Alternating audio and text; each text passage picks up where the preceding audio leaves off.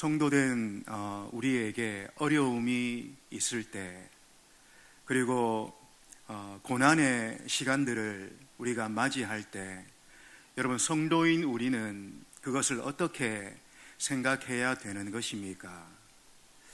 내 인생에 어려움이 다가올 때, 또 고난이 휘몰아칠 때 우리는 그걸 어떻게 바라봐야 될까요? 하나님이 나를 빚고 계신다. 하나님이 나를 다듬고 계신다. 여러분, 우리는 그렇게 생각해야 되는 겁니다. 여러분, 그렇습니다. 하나님은 언제나 광야와 같은 그런 어려움을 통해서 하나님의 사람들을 다듬어 가십니다. 여러분, 이스라엘 백성들을 한번 생각해 보십시오. 그들을 애굽에서 나오게 하신 뒤에 하나님은 곧장 가나안 땅으로 그들을 인도하시지 않았습니다. 무려 40년 동안이나 광야 생활을 거치게 하시면서 그들을 빚어가고 계셨다라는 거죠. 여러분, 모세도 마찬가지입니다. 우리가 너무나 잘 알듯이 무려 40년간 그는 미디안 광야에서 하나님의 사람으로 다듬어지게 되어집니다. 그래서 하나님 보실 때 가장 온유하고 가장 겸손한 사람으로 그가 변하게 되는 거죠. 여러분, 우리는 이 고난의 시간을 두려워합니다. 또 이 시련의 기간들을 우리는 두려워합니다. 그러나 하나님께서는 오히려 우리가 더 넉넉해지고 더 풍요로워지고 또 더 편안해질 때를 걱정하시는 것 같습니다. 신명기 8장 말씀입니다. 신명기 8장 12절로 14절입니다. 우리 같이 한번 읽도록 합니다. 시작. 네가 먹어서 배부르고 아름다운 집을 짓고 거주하게 되며 또 네 소와 양이 번성하며 내 은금이 증식되며 내 소유가 다 풍성하게 될 때에 내 마음이 교만하여 내 하나님 여호와를 잊어버릴까 염려하노라. 여기까지 읽겠습니다. 여러분, 보십시오. 우리가 배부르게 되고 또 번성하게 되고 증식하게 되고 모든 것이 풍성하게 될 때 우리 마음이 교만하여져서 하나님을 잊어버릴까 하나님께서 염려하신다. 그렇게 말씀합니다.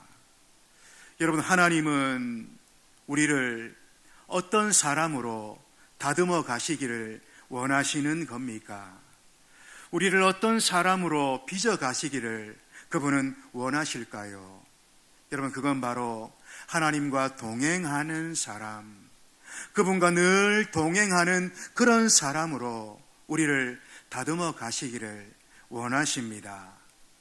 그저 한두 번 그분을 만나는 그런 정도가 아니라 주님과 늘 동행하는 사람으로 우리를 빚어 가시기를 원하시는 것이죠. 여러분, 그런 의미에서 우리에게 닥치는 고난, 또 실패, 이런 것들 사실은 모두가 다 하나님 안에서 유익한 것이 되는 것입니다. 여러분, 우리가 살면서 회개해야 되는 사실은 많은 죄들이 있지요.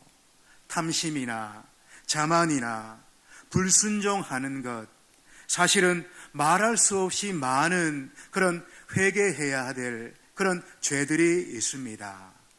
그런데 성경을 보면서 깨닫게 되어지는 것이 뭔가?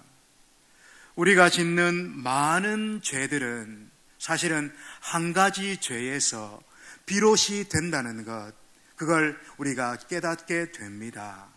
여러분, 그게 뭡니까? 우리가 예수님 안에 온전히 거하지 않는 것, 우리가 주님 안에 온전히 거하지 않는 것, 여러분, 그것 때문이라는 거지요. 요한복음 15장 6절의 말씀입니다. 요한복음 15장 6절 말씀 같이 한번 읽습니다. 시작. 사람이 내 안에 거하지 아니하면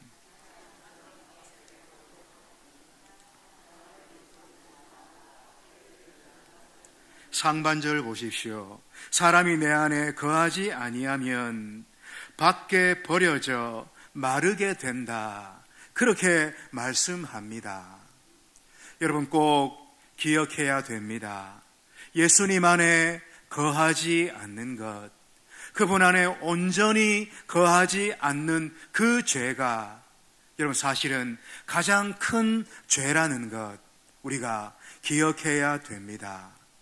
고린도후서 13장 5절에서도 이런 말씀을 하시는 것 우리가 보게 됩니다. 고린도후서 13장 5절입니다. 같이 읽습니다. 시작. 너희가 믿음 안에 있는가? 너희 자신을 시험하고 너희 자신을 확증하라. 예수 그리스도께서 너희 안에 계신 줄을 너희가 스스로 알지 못하느냐? 그렇지 않으면 너희는 버림받은 자니라. 여러분 참으로 엄중한 그런 말씀입니다.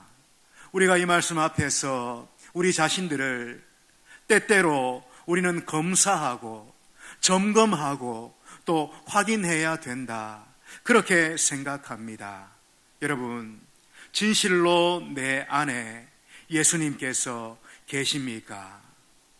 질그릇 같은 내 안에 보석 같은 그리스도가 내 안에 분명히 계십니까?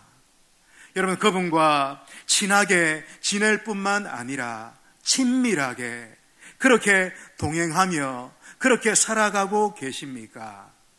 우리 자신을 확인하고 점검하고 시험해야 된다라는 거죠. 여러분, 로이드 존스 목사님이라는 영국의 귀한 목사님이 계십니다. 그분이 쓰신 많은 책들 중에 영적 침체라는 그런 책이 있어요. 그 책에서 그 목사님 강조하는 것이 바로 익숙함입니다. 익숙함을 경계해야 된다. 익숙함을 경계해야 된다. 왜냐? 바로 익숙하게 될 때 침체가 오기 때문에 그렇다. 그렇게 말합니다. 여러분 생각해 보십시오. 우리가 익숙하게 될 때 우리가 영적 침체에 빠지는 경우가 얼마나 많은지 모릅니다. 왜 그렇습니까? 갈망이 사라지기 때문에 그렇다라는 거죠. 하나님을 향한 내 마음의 갈망이 사라지게 됩니다. 뿐만 아니라 하나님의 은혜를 향한 사모함도 점차 약해지게 되죠. 그분을 향한 사모함이 점점 약해지는 것 우리가 느끼게 됩니다. 그때 우리는 자칫하면 영적인 침체 가운데 빠져들게 되는 거죠. 여러분, 하나님의 사람은 이렇게 영적 침체가 자신에게 올 때에 얼마나 그걸 고통스러워하는지 모릅니다. 얼마나 답답하게 여기고 두려워하는지 모른다라는 거죠. 그저 일상으로만 여겼던 그 주님의 임재가, 그저 평범하게 누렸던 그분의 그 은혜가 얼마나 새삼스럽게 말로도 할 수 없는 큰 축복인지 여러분 깨닫게 되어지는 거죠. 그래서 어찌하든지 간에 다시 주님 안에 온전히 거하는 그런 상태로 회복되기 위해서 애를 쓰게 되는 겁니다. 영적인 그런 자만에, 영적인 나태함에 빠지지 않기 위해서 자신을 채찍질하고 자신을 근신하며 자신을 훈련하는 그것을 여러분 얼마나 애쓰는지 모른다라는 거지요. 여러분 어떻습니까? 우리들 가운데 내가 여전히 기도 시간도 가지고 예배에도 빠지지 않고 늘 참석하는 가운데 있음에도 불구하고 주님의 그 임재를 경험하는 것이 내가 점점 더 희박해지고 있다면, 그분으로 말미암는 영적 충만함이 내게서 점점 더 사라지고 있다면, 우리는 그 주님 앞에 즉시로 나아가야 되는 것입니다. 내 마음을 어루만져 달라고, 이 딱딱해져가는 심령을 어루만져 달라고, 나는 주님 당신이 내게 꼭 필요하다고 기도하며 그분 앞에 나아가 매달려야 된다라는 거지요. 여러분, 우리 자신을 돌아볼 수 있는 우리가 되기를 축복합니다. 친한 친구 목사님들과 한 번씩 차를 마실 때가 있습니다. 그때 한 모임에서 스트레스를 어떻게 푸는가, 그런 이야기를 한 적이 있어요. 주일에 모든 일과를 마친 뒤에, 주일에 모든 예배를 다 드린 뒤에, 그때 내게 남아있는 스트레스를 내가 어떻게 푸는가 이야기들을 했습니다. 그런데 대부분의 목사님들이 운동한다, 그렇게 말씀들을 하시더라고요. 근데 그 중에 어떤 한 분이 이렇게 조심스럽게 얘기합니다. 예배 드리는 것이 스트레스가 된다면 그건 좀 문제가 있는 게 아닌가, 이런 말을 끝에 조심스럽게 하는 겁니다. 여러분, 우리가 살면서 스트레스를 참 많이 받죠. 삶의 현장에서 얼마나 그것이 높게 쌓여가는지 모릅니다. 그러다가도 예배를 드리면, 예배를 드리고 난 뒤에 그게 다 풀려야 사실은 정상인데, 예배를 드리고 예배를 인도하는 그것이 스트레스가 된다면 여러분, 그보다 모순된 일이 여러분 어디에 있겠습니까? 우리가 조금 전에 생각했던 말씀, 요한복음 15장 6절, 여러분 이렇게 말씀하셨죠. 사람이 내 안에 거하지 아니하면 밖에 버려져 마르나니. 사람이 내 안에 거하지 아니하면 밖에 버려져 마르나니.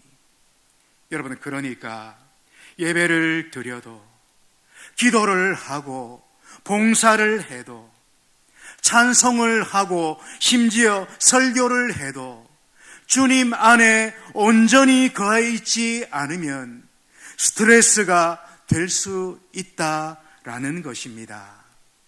여러분, 이게 얼마나 안타까운 그런 일인지 모릅니다. 여러분, 그러므로 오늘 우리에게 꼭 있어야 되는 게 여러분 뭡니까? 바로 예수님, 그분 안에 온전히 거하는 것, 그리고 그분 안에 온전히 거해서 그분과 친밀한 교제의 삶을 누리며 사는 것, 여러분 이게 우리에게 꼭 필요하다, 그렇게 생각이 됩니다. 여러분, 그렇습니다. 그저 예수님을 아는 정도는 안 되는 것이지요. 그분을 알되 그분과 친밀해야 되고, 그분과 깊은 교제와의 친밀함이 우리 가운데 있어야 됩니다. 이를 위해서 우리는 그분을 늘 바라보며 그렇게 살아야 되고, 그분과 늘 동행하는 그런 삶을 살아야 되는 거죠.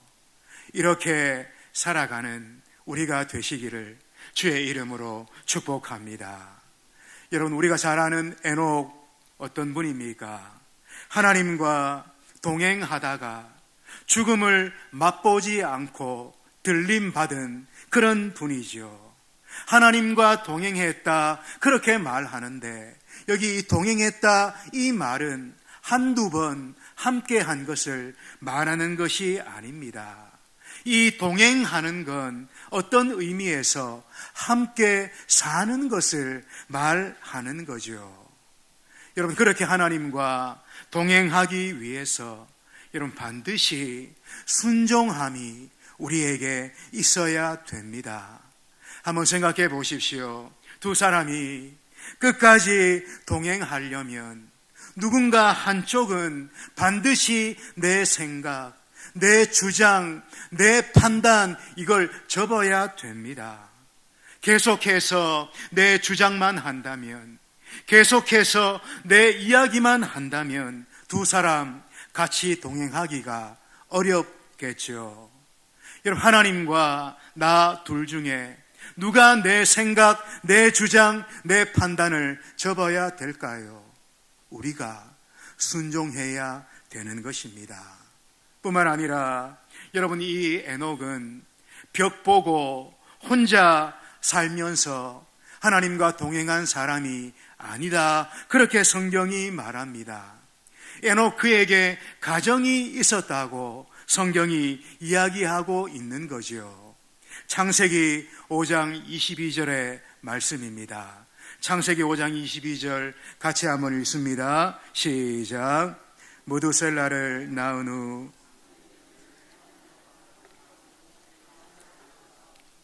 여기 보니까 하나님과 동행하며 자녀들을 낳았으며 그렇게 말합니다. 이 말씀을 잘 한번 생각해 보십시오. 이 짧은 말씀 안에 인생의 얼마나 긴 히스토리가 여기에 담겨져 있는지 우리가 금방 알게 됩니다.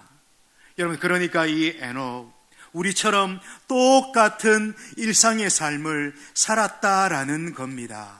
울고불고, 싸우고, 다투고, 기쁘고, 슬프고, 여러분, 그렇게 하면서, 그런 일상의 삶을 살면서 하나님과 동행하며 그렇게 살았습니다. 여러분, 우리가 경험상 다 압니다마는 그런 삶을 살면서 하나님께 순종하기, 여러분, 얼마나 어렵습니까? 얼마나 어려운지 우리가 경험치로 다 알고 있는 거죠. 여러분, 그런데 중요한 게 뭡니까? 우리가 하나님께 순종할 때 우리가 드디어 성령의 역사를 경험하게 된다라는 것입니다. 우리가 하나님의 뜻에 순종하고 그분께 순종하며 나아갈 때 성령의 말로도 할 수 없는 역사를 우리가 경험하게 된다라는 거지요. 사도행전 5장 32절의 말씀입니다. 사도행전 5장 32절 우리 같이 읽습니다. 시작. 우리는 이 일의 증인이요 하나님이 자기에게 순종하는 사람들에게 주신 성령도 그러하니라 하더라. 여러분, 이 말씀 잘 한번 보십시오. 하나님이 자기에게 순종하는 사람들에게 뭘 주신다고요? 성령을 주신다, 그렇게 말씀합니다. 이걸 좀 더 정확하게 번역하면 하나님은 자기에게 순종하며 사는 자에게 성령의 역사를 부어주신다. 그러니까 순종하는 자에게 매 순간 성령의 역사를 경험하게 해주신다. 여러분, 그런 말씀이 되는 겁니다. 오늘 여기 앉은 우리 중에는 순종하는 분도 계시고 그저 앉아 듣기만 하는 분도 이 중에 계십니다. 여러분, 우리 신앙의 진정한 문제는 성령이 역사해 주시지 않는 데 있는 게 아니라 우리의 순종의 결심이 약한데 있다라는 거죠.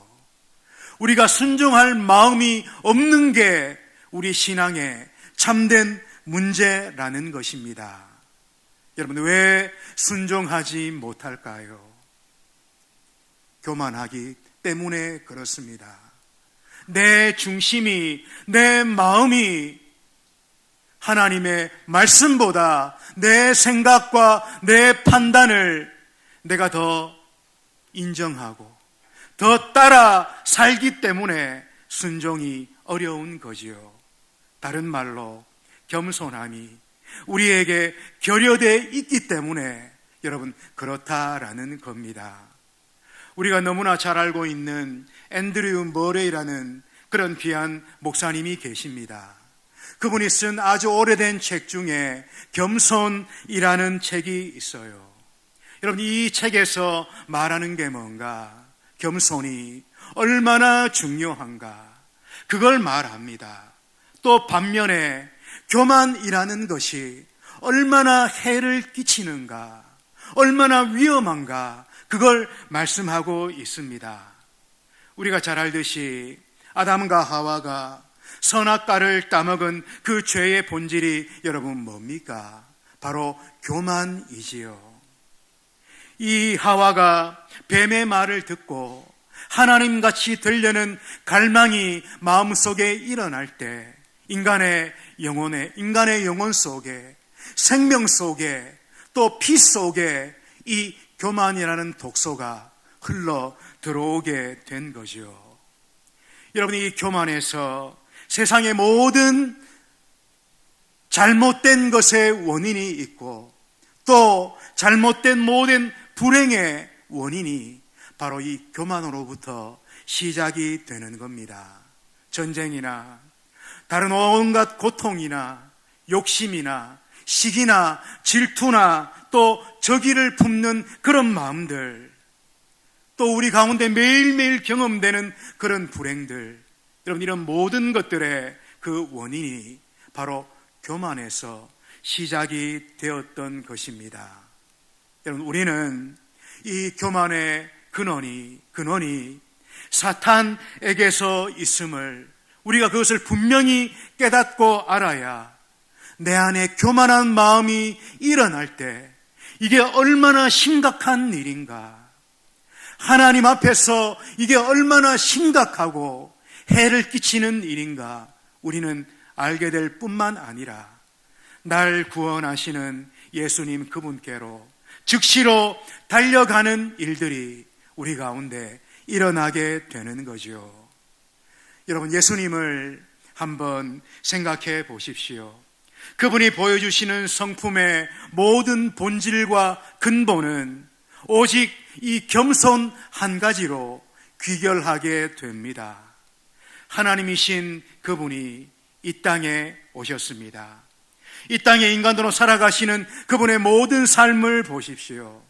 자기를 죽기까지 낮추시고 결국은 십자가를 지시는 그 순종을 보십시오.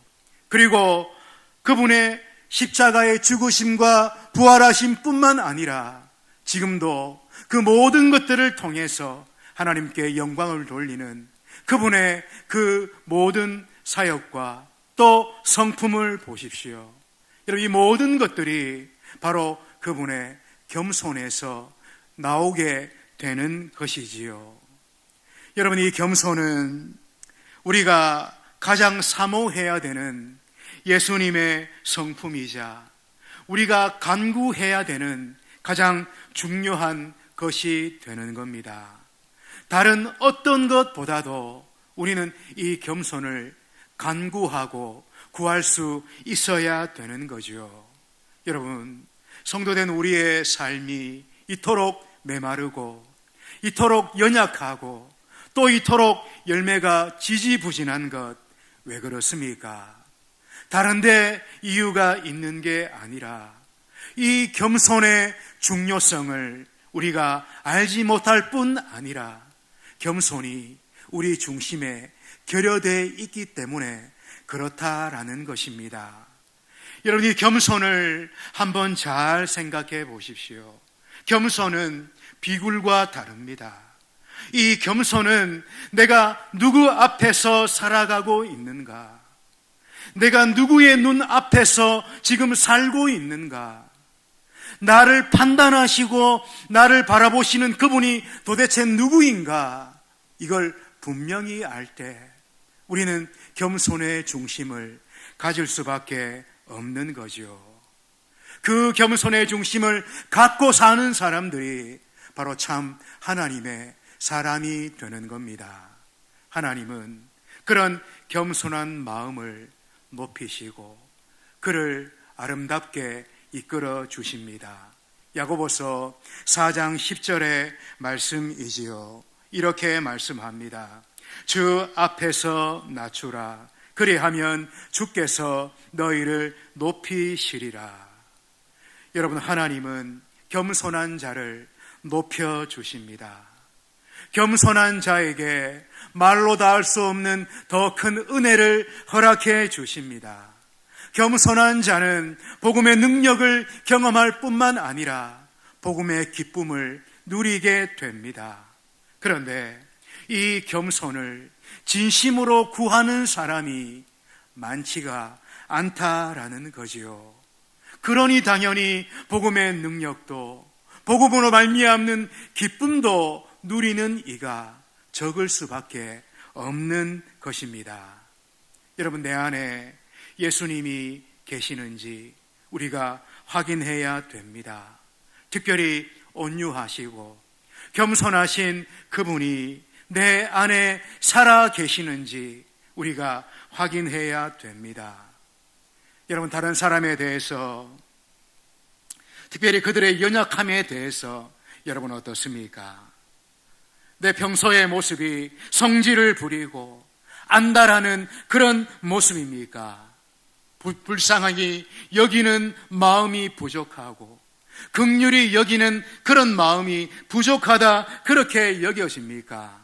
여러분, 그렇다면 이런 분들 마음속은 이기적인 속성을 지닌 그런 교만함이 오히려 더 그 속에 여러분 더 넓게 자리하고 있다, 그렇게 여겨지는 거죠. 여러분, 예수님의 이 겸손 배워야 되는 겁니다. 날마다 그분의 겸손 안에 우리가 더 깊이 잠겨 있어야 되는 거죠. 그럴 때 예수님 우리 안에 들어오실 뿐만 아니라, 역사하실 뿐만 아니라 하나님께서 원하시는 모습으로 우리를 다듬어 가시고 빚어 가시게 된다라는 것입니다. 여러분, 이 겸손 애를 쓴다고 되는 것 아닙니다. 돌을 닦는 것처럼 그렇게 해서 되는 게 아니죠. 나 자신을 보는 눈이 열려야 됩니다. 하나님 앞에서 그분이 나를 바라보시듯이 내 실체를 보는 눈이 열려야 되고, 그리고 주님을 바라보는 그런 삶을 우리가 더해 살아야 되는 거죠. 여러분, 겸손은 내가 죄인이다, 나는 죄인이다, 이런 죄성을 깨닫는다고 되는 것이 아닙니다.